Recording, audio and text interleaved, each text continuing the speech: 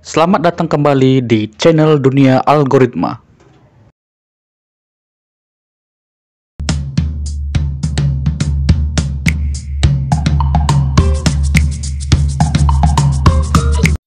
Oke, baik. Di pertemuan kali ini ya, ada request dari teman-teman mahasiswa untuk membuat laporan pendapatan ya secara sederhana. Jadi ini saya namakan di sesi belajar Microsoft Excel di channel Dunia Algoritma.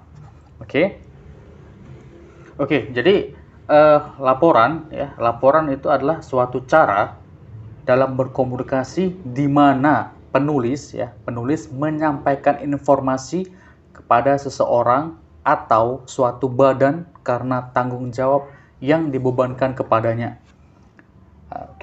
Laporan juga dapat dikatakan sebagai suatu alat komunikasi tempat penulis membuat beberapa kesimpulan atau keadaan yang telah diselidiki. Secara sederhananya, laporan diartikan sebagai bentuk penyampaian informasi, baik informasi secara lisan maupun tulisan. Informasi yang disampaikan melalui laporan bisa bermacam-macam, tergantung kebutuhan, mulai dari berita, keterangan, pemberitahuan, ataupun pertanggungjawaban. Jadi, sebegitu pentingnya laporan sehingga harus dibuat ya.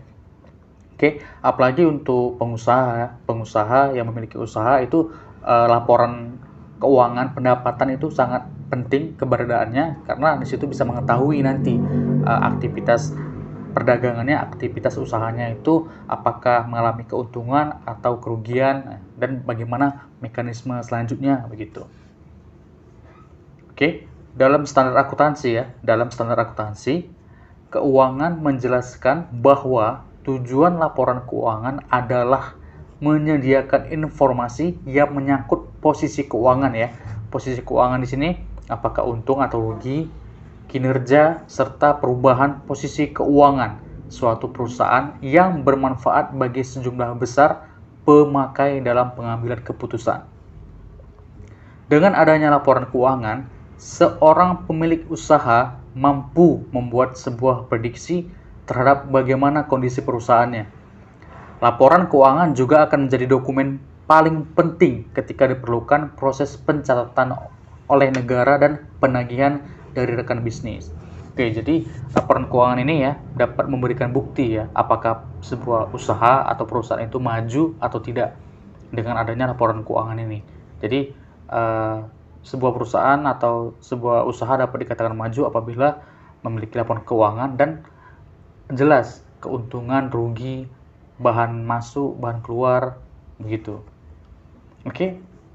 Ada beberapa poin. Keuntungan memiliki laporan pendapatan. Yang pertama ya, tahu posisi keuangan ya. Ini yang poin yang paling penting. Yang kedua, membantu penyesuaian pengeluaran ya. Nah, jadi dengan adanya laporan keuangan dapat kita ketahui pengeluarannya itu banyak atau tidak. Yang ketiga, mempermudah dalam mengidentifikasi tujuan finansial. Tujuan finansial ini maksudnya adalah tujuan keuangan. Pengelolaan arus kas lebih baik, mengetahui batasan kapasitas tabungan atau investasi ya. Dengan adanya laporan keuangan bisa bisa mengembangkan usaha di bidang lain maksudnya. Keenam, mengetahui keuntungan maupun kerugian ya. Ini poin yang paling penting. Dengan adanya laporan keuangan pendapatan itu kita bisa tahu apakah banyak untungnya atau ruginya, atau masih balik modal istilahnya seperti itu. Nanti selanjutnya kita bahas ya dengan menggunakan tools Microsoft Excel bagaimana cara mensimulasikannya laporan keuangan secara sederhana. Kita klik ya. Ini di sini sudah saya buat tabelnya ya. Menghitung laporan pendapatan ya. Ini data simulasi, data inputan barang per Januari 2021. Sini kita buat kode barang ya. Ini sifatnya bebas, tapi lebih baik jika kita memiliki banyak jenis barang, banyak jenis item, itu diusahakan dibuat kode barangnya agar kita tahu bahwa kode barang BA ya, misalnya BA01 itu roti. Ya, jadi masing-masing kode barang ini untuk barangnya berbeda-beda. Jadi kalau BA01 itu roti, BA02 itu buku. Nah, jadi ini tidak sama. Nah, kode barang dan nama barang itu tidak sama. Oke. Ini saya buat simulasi seperti ini. Lalu harga modal ya. Harga modal itu maksudnya ketika kita mengambil ke pihak distributor itu berapa harganya. Kita buat di sini misalnya roti kita buat harganya misalnya 900. Buku misalnya kita buat sini 850, jeruk di sini misalnya kita buat 260, apel 890, handuk 450, tepung 340, kain 890, baju 320, celana 1000, pulpen 1200. Oke, ini misalnya ya, misalnya seperti ini harganya. Lalu harga jualnya, oke, setelah kita membeli harga seperti ini di distributor, maka kita harus memikirkan harga jualnya kepada konsumen. Oke, tentunya antar harga modal dan harga jual itu berbeda ya. Oke, misalnya di sini 1200. Oke, di sini 1000. Oke, di sini 800. Di 950. Sini 600. 500. 900. 400, 1200, 1250. Oke, jadi seperti ini ya. Antara harga modal dan harga jual itu harus lebih banyak harga jual. Nah, itu nanti bisa mengidentifikasi keuntungan kita.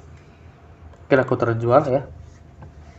Misalnya laku terjual 12, laku terjualnya 15, laku terjualnya 80, laku terjualnya 32, 10, 32.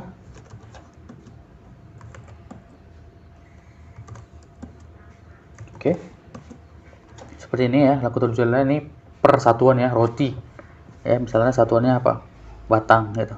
Jadi seperti ini keuntungannya. Oke, harga modal sudah kita ketahui, harga jual sudah kita ketahui, laku terjual sudah kita ketahui. Lalu caranya kita bagaimana cara mencari keuntungan ya.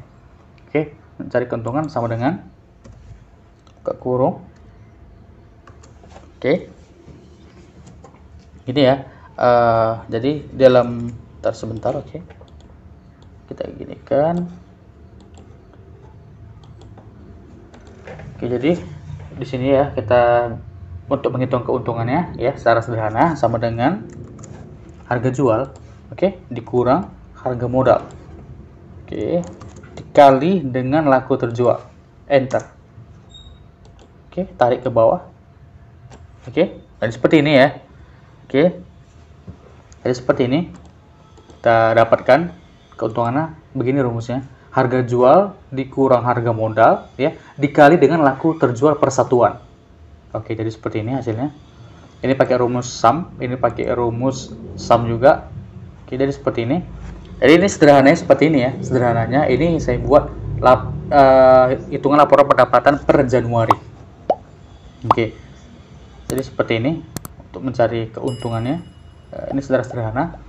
Dan selanjutnya ini latihannya ya, latihannya. Oke, ini boleh teman-teman coba kerjakan laporan kegiatannya dengan melihat contoh yang tadi, yang di atas tadi yang sudah saya jelaskan. Oke, seperti ini ya kira-kira. Oke, nanti bisa dilihat. Dan seterusnya kita akan bahas lagi seterusnya. Oke, untuk itu sekian yang bisa saya sampaikan. Tetap dukung terus channel ini dengan cara like, comment, share, subscribe agar channel ini terus berkembang. Oke, terima kasih.